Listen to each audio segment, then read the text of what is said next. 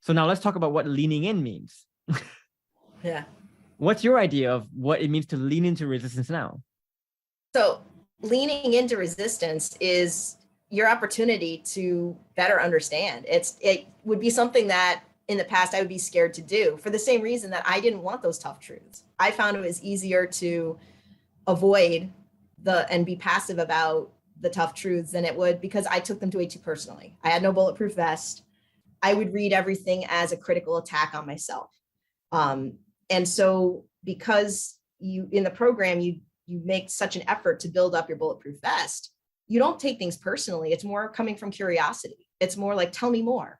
I'm not really understanding that right now, but I want to.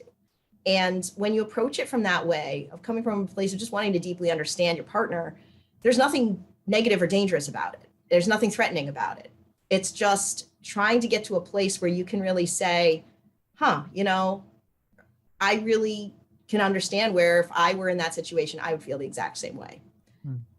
And I feel that, leaning into the resistance is essential because it's almost like catching the problem before it becomes a deeper problem. It's preventative. It's not reactive. Reactive is like trying to scramble like we all do at the beginning of the program after we get told we want a divorce or we want to be broken up with, and just trying to undo years and years and months of damage. Whereas leaning into resistance is a way to cut off a problem or a misunderstanding before it becomes a bigger problem. And I think the big mindset shift that I had when I was younger was also when people are telling you tough truths or giving you resistance, in fact, the more intense it becomes, sometimes like we think whatever things they're saying is already the reality. And that's an unchangeable reality, but it's actually not. They're bringing it up because they want to resolve it. So, for example, even if your partner is telling you, I want a divorce and there's nothing you can do to change my mind, right? A lot of men and a lot of people, women, look at that and go like, it's over.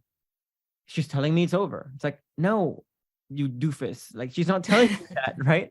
She's trying to tell you like, I want to share with you how I truly feel right now so that we can do something about it. Again, if she shares what she truly feels, she says like, I feel hopeless, and you get angry at her for that, stoic phase number one, you try to like fix it without first understanding it, stoic phase number two, or you try to pretend like it doesn't exist, stoic phase number three, you're basically telling her, so this is what I get when I express my true feelings, is that I get a person who doesn't know how to be a team, who doesn't know how to lead, who doesn't know what to do with the things I express. If you think about it. Absolutely. And I think one of the things, I'm sorry, go ahead, Jeff. No, please go ahead.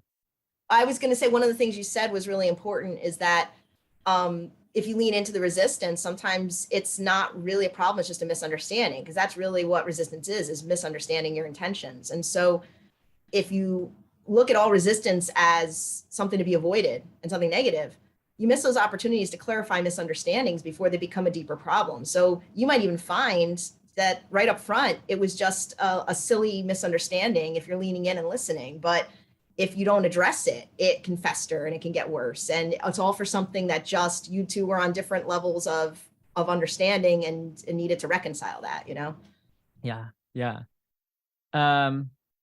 So guys, no matter where you are, no matter if you're in like the broken relationship stage when you are having a partner say like it's hopeless, right? At that point in time, understand that that's resistance and you have to lean into it. So at that point in time, when I was trying to lean into my resistance, when she told me like, it's over, I don't want to do this anymore. Instead of like sulking like a lot of men do and getting upset at it, it's like, oh, you're not loyal, whatever it is. I just said to her like, hey, if you're saying that to me, like there must be something that I did really wrong. I guess like, can I understand some of the reasons why? I want to learn. I want you to tell me like all my flaws for a bit. And I was soft and I was very gentle and I wasn't annoyed by that. It's just like full compassion. And what's funny is that she started to talk about some of the things that made her very unhappy. And I wasn't explaining myself away. I was just listening and going, you're right.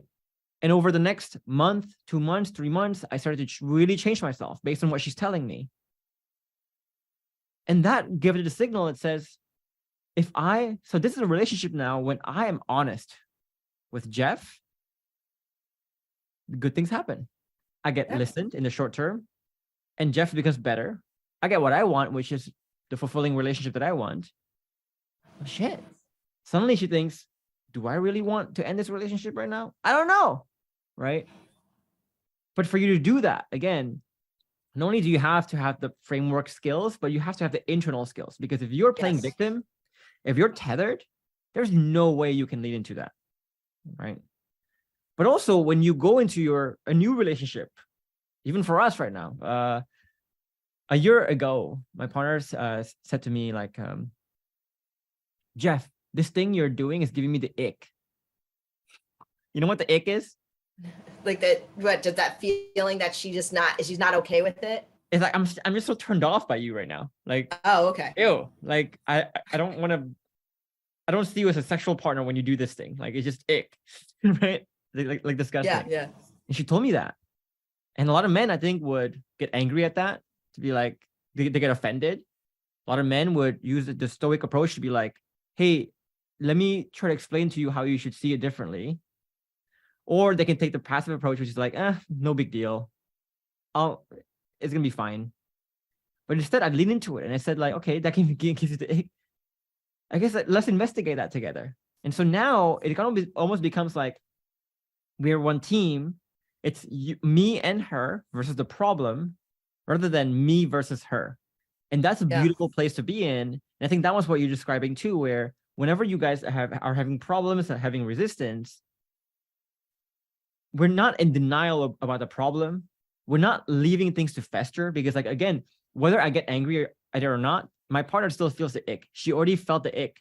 And that ick is going to destroy our marriage. It's going to destroy our relationship, whether I choose to acknowledge it or not, eventually, right? Yeah. That's what you're saying. Like, you don't have any denial, but also whenever tough truths come, you actually turn that to strengthen the both of you even more. So this is kind of the philosophy around resistance, right? It's like, does resistance break you? Do you survive through resistance or do you thrive through resistance? Yeah. And I think it's the mindset about what resistance is that has to change because, like you said earlier, it's your partner giving you an opportunity to fix something. Mm-hmm. And I've actually said that to my new partner. Like I've said, you are giving me the opportunity to fix this.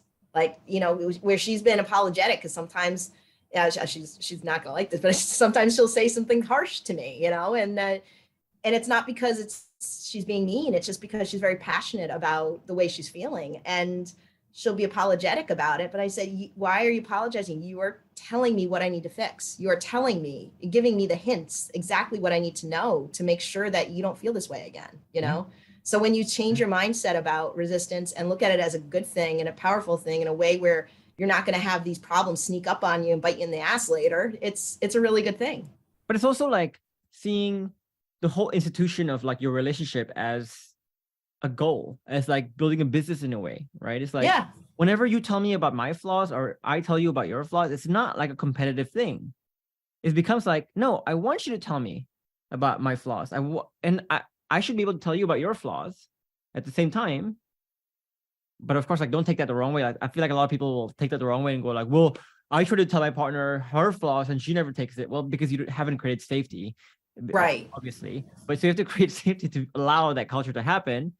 But once you allow that culture to happen, it's almost like, again, you and her versus this goal that you're both trying to reach. And it's ego aside, feelings aside. It's just like, we both just want to be here. We just both want to be happy, you know?